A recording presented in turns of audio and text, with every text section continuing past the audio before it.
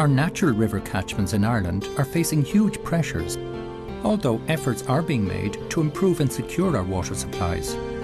If we don't address our many water quality pressures right now, we'll soon be facing major contamination problems that will cost us billions to repair retrospectively. For years, farming practice has been getting a bad rap where water quality is concerned.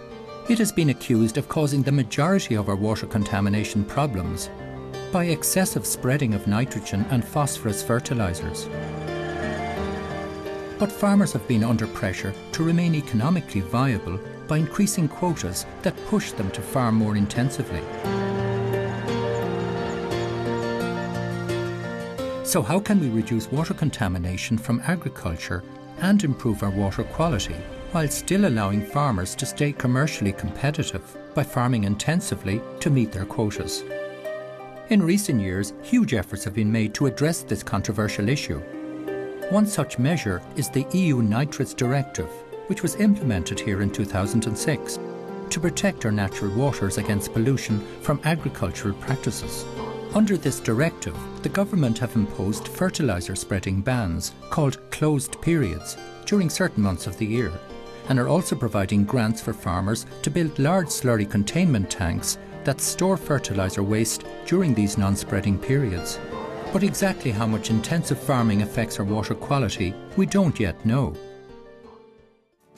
Teagasc have been running a river catchment testing project across Ireland that will finally answer some of these questions. I'm visiting one of the test sites in Timoleague, County Cork, to find out about this project. Shortle from Teagasc is showing me around. Ger, tell us about the monitoring programme you're carrying out here. It's a joint programme between research and advisory within Teagasc, and what it's looking at is water quality in intensively farmed areas of the country. And what we're trying to do is to evaluate the package of measures that was brought in under the Nitrates Directive that farmers have implemented. And we're trying to show that these measures are having an effect, a positive impact on water quality in the catchments. So why did you choose this area here near Timoleague? This catchment really represents the most intensively farmed part of the country, and so it represents, if you like, one end of the spectrum in terms of intensity in Irish farming. So how many farmers are involved and how much land? There's about 800 hectares in the catchment, so we're concentrating on working with about 20 farmers who farm the bulk of the catchment. The majority of those will be dairy farmers. So what do you expect will be the benefits from this? What we're trying to get out of this study is a better understanding of the dynamics, if you like, of nutrients in an agricultural catchment. It's taken the study of nitrogen and phosphorus movement away from the laboratory and putting it into a real-life scenario in a catchment. And that gives us a lot of power to fill in the gaps in knowledge between when the nutrient is put on the land, which could be put on from a fertiliser source or from the animals depositing them themselves or from slurry spreading, and what happens in the continuum from when it lands on the field to when the water leaves the catchment. And if there's some load of nutrient leaving the catchment via the water, we want to just better understand how that happens. And it's from a position of knowledge then that you can work towards maybe solving any issues that do arise. So how does it work? This is what we would call our bankside analyzer, and what it's doing is it's constantly taking water from the river, pumps it into this tank, right, and it's from this tank that we take samples. What are you measuring here? We're measuring all the water flowing past in the little river behind, but also the quality of that water as it flows past. And the main piece of machinery you see there operating now, that's called a phosphax unit, and what that's measuring is the phosphorus content of the water. And in the tank there's also a probe which measures the nitrate content of the water. So this is every 10 minutes, right through the night, every day? Yeah, 10 minutes, 24/7, 365 days a year. So what other types of monitoring are you doing here?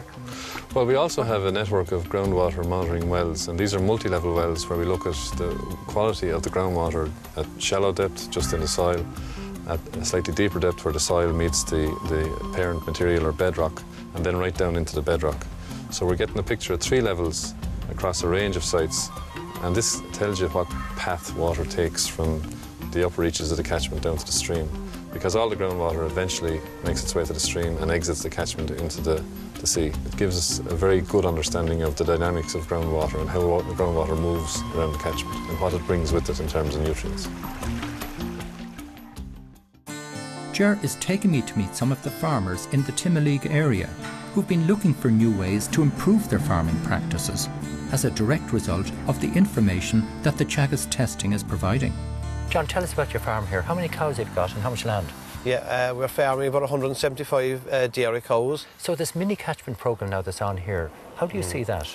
It'll prove that farmers, hopefully, are not the polluters. The runoff from land isn't as much as what they actually think. Like. There's a good farming practice out there. And why is it important to you that you do the right thing in this? Well, everybody will win. If we do the right thing on our ground, the runoff into rivers will be less. We'll get better crops growing in our field, better grass, better environment, everything. Everybody wins if you do it right. And you've made a big investment here in your farm. We have, yeah. We spent a lot of money there over the last 3 years in slurry storage, and we spent about 160,000 on the slurry side of it and got a 60% grant on that. And has this been worthwhile, a big investment like that? In the closed period, we don't have any problems holding our slurry. We have plenty of capacity. Why is slurry now so important to you? In the last couple of years, fertiliser, the price has just risen so much that we realise that we have resources on our farm which we can use to our benefit and cut down the costs of it. So you put a value in slurry? We do. It's a lot of money. It's a lot of money, yeah. How much money is that? I don't know. We need a good calculator. Right. I wouldn't be sure. But it's it is a value. There is a value after being put on it, yeah. Kevin Collins and his father Jerry have been enthusiastic and shown leadership and strong support for this strategic project from its inception.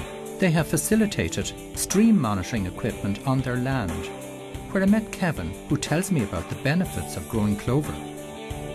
So do you think this monitoring programme is going to help you? It'll help us to see where our nitrogen is going and how we're utilising it. Are you trying to minimise the amount of nitrogen spread on the land? We are indeed. We're trying to cut our costs by spreading the slurry and using clover to get nitrogen by different means. The clover fixes nitrogen into the ground so that the grass can utilise it, and also for our other enterprise, the bees use it. Right, so you've got bees here also? We have indeed, yes. How many bees have you got? We have 300 hives.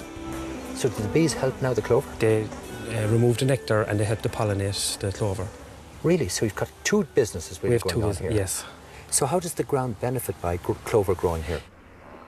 You don't have to spread as much chemical nitrogen. Our chemical fertiliser costs will be lower, and hopefully it'll be an advantage to the environment as well, that there won't be as big a runoff. My next port of call is the farm of Colin Bateman. Colin has a dual interest in water quality in that, as well as being a farmer, Colin is also a keen angler and fishes the many rivers in this area. What's your interest now in the catchment programme? Well, I was approached some time back by Teagasc when they were setting up this programme. I was very interested in it because obviously I'm quite involved in trout fishing. Water quality and trout fishing obviously go hand in hand. On freshwater too, is it? On freshwater, yeah. Which river? This will be on the Arragadeen. It flows into Teagasc, and I've been involved in the club there since I was a young guy. So I was very curious to see what was going to happen with this. And will this study now kind of show up some of these issues? If this will give definite indications as to where the problems are, and if there's things still to be tidied up in farming, well and good, it'll identify them. But there are other sources of pollution as well, which lead to difficulties. Agriculture isn't alone in causing problems. Teagasc is just one of 6 monitoring sites around the country. The other clusters are testing different farming practices on various land types. Together, all the sites represent a detailed cross-section of farming enterprises and practices found in Ireland. What's important about this project is that it will finally give us exact data about how much agriculture contributes to water contamination and to its cause. This information will then allow us to focus on solutions and the development of new farming methods that will have a direct impact on improving the quality of our river catchments.